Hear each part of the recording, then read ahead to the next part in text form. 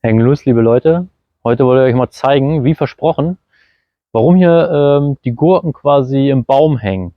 Und zwar hatte ich hier letztes Jahr mehr durch Zufall ja, Gartenreste hingelegt und im Frühjahr dann ein bisschen Erde drüber geschüttet und so eigentlich ein Hügelbeet erstellt, ohne dass ich wusste überhaupt, was ein Hügelbeet ist. Und habe dann hier auch direkt mal eine Gurke reingepflanzt. Ja, und zunächst hatte ich die Gurke dann hier an einem Stab ranken lassen. Habe dann relativ schnell gemerkt, dass ich das Ganze ja auch einfach an einem Seil befestigen kann. Und das Praktische hierbei ist, dass ich natürlich durch den Baum auch Äste habe und da eine Möglichkeit dann eben auch die Seile in den Ästen zu befestigen.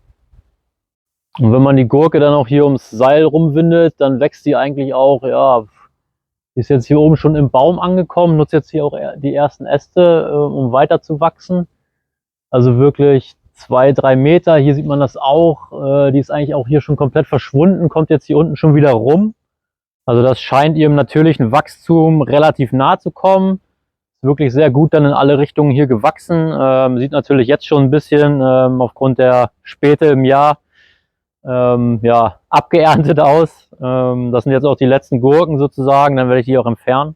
Der Nachteil hier, da das so ein bisschen so eine Zufallskombination war mit dem Hügelbeet und dass jetzt ausgerechnet der Baum da war, ist, dass es hier sehr schattig ist. Also das ist ja eigentlich die Nordwestseite. Das heißt, ja, den größten Teil des Tages liegt eigentlich die Gurke hier im Schatten. Das mag sie natürlich nicht so gerne.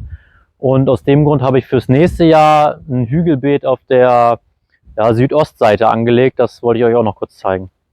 Also hier sieht man das Hügelbeet. Ich habe jetzt auch noch so ein paar Sachen angepflanzt, die man auch später noch anpflanzen kann. Wieder den Rettich, nochmal Frühlingszwiebeln und auch nochmal eine kleine Blumenwiese, die da mit beim Saatgut dabei war.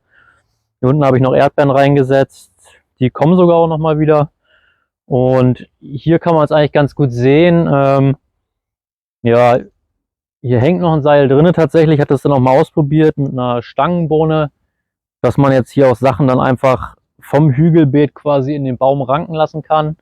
Im Sommer dann, wenn ich jetzt hier, sage ich mal, Stangenbohnen auch pflanze, dann wird es auch so ein bisschen so ein Halbschattenplatz. Das heißt, wenn die Sonne dann wirklich stark ist und andere Früchte oder Pflanzen verbrennen könnten, dann kann ich mir hier so ein bisschen so einen Stangenbohnen-Halbschattenvorhang schaffen.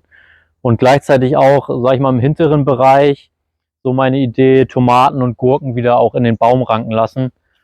Und auch so, dass die Pflanzen dann diesmal, dadurch, dass das Ganze nach Südost ausgerichtet ist, dann auch mehr Sonne bekommen und ich auch mehr Früchte dann ernten kann. Man sieht, das Ganze ist eigentlich eine ganz schöne Kombination. Man hat eben dieses Hügelbeet hier unter dem Baum. Das heißt, da werden ja jetzt auch Nährstoffe abgegeben. Die werden wieder dem Baum zur Verfügung gestellt. Das heißt, da freut sich natürlich auch dann der Kirschbaum drüber. Und ich kann eben den Kirschbaum nutzen, um hier Sachen auch in der Vertikale wachsen zu lassen und nutze somit die Fläche hier so ziemlich optimal aus. Also ich hoffe, ihr konntet etwas Wertvolles mitnehmen, auch für eure Gartengestaltung.